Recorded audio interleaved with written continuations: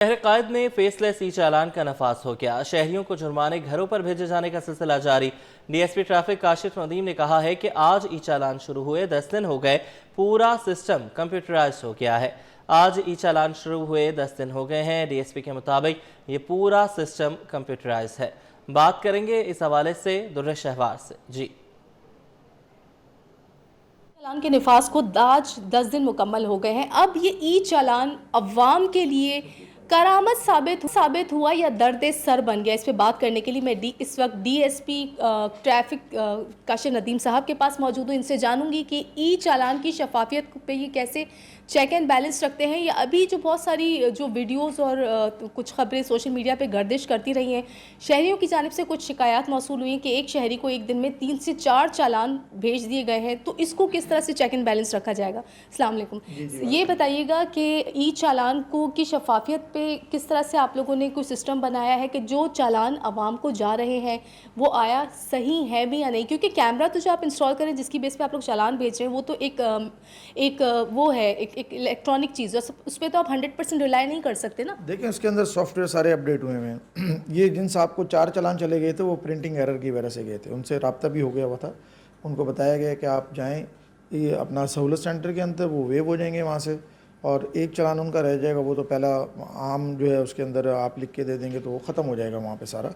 तो ये निज़ाम बिल्कुल शफाफ है। छोटी मोटी गलतियाँ कहीं ना कहीं शुरू में आ रही हैं, तो उसके ऊपर साथ साथ काम भी होता चला जा रहा है। तो आप इससे बिल्कुल नहीं घबराएं, कोई गलत किस्म का चालान आपको नहीं जाएगा, और अगर बाय सम एरर वो आ भी जाता है तो उसको क्लोज़ करने का तरीकाकार एक है। ठीक है। अच्छा, चालान का तो सिस्टम स्टार्ट हो गया। अब ये जो ट्रैफिक की अजियत जो हमारे कराची के शहरी आए दिन भुगतते हैं, सुबह ऑफिस जाते हुए, स्कूल में बच्चों को छोड़ते हुए, वो उस पर कब वर्किंग करेंगे? नहीं, वर्किंग मतलब अजियत कैसी? अभी तो आपको सिग्नल्स को फॉलो करना पड़ रहा है, अब आपको रूल्स फॉलो करने पड़ रहे हैं। अब तो ये शिकायतें कम होती चली जा रही हैं। हमारे पास जो ग्राफ है उसका वो एक एवरेज पे अब उसकी जो वायलेशन है हमारी वो शुरू हो गई हैं। बाकी देखें, जहाँ डेवलपमेंट का काम हो रहा है वो तो जब तक डेवलपमेंट होगी तो आपको तो उससे गुजरना पड़ेगा। बहुत सारे एरिया है, जैसे अगर हम कुरंगी की बात करें, इसके अलावा अगर हम जौहर की बात करें, यहाँ पे सुबह के टाइम पर आवाम जो है रोज़ाना की बुनियाद पर ट्रैफिक की जो बदतरीन सूरत हाल से दो चार होती है, और यहाँ पे ये अलमिया है कि ट्रैफिक पुलिस वहाँ पर मौजूद होती है। देखिए, डिसिप्लिन नहीं हो पा रही ना। क्यों ई टिकटिंग का निज़ाम क्यों आया? डिसिप्लिन करने के लिए आया।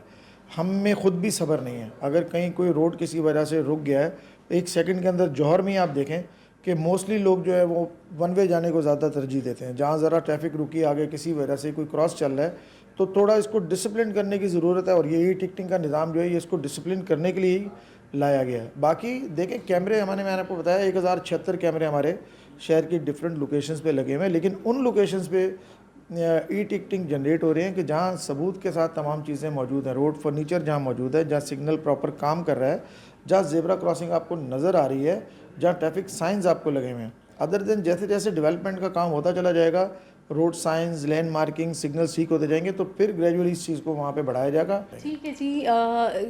ई चालान से बचने का सिर्फ और सिर्फ ये तरीका है कि ट्रैफिक जो है उसकी खिलाफ वर्जी ना की जाए, ताकि ई चालान से हमारे जो शहरी हैं वो महफूज रह सकें। जी।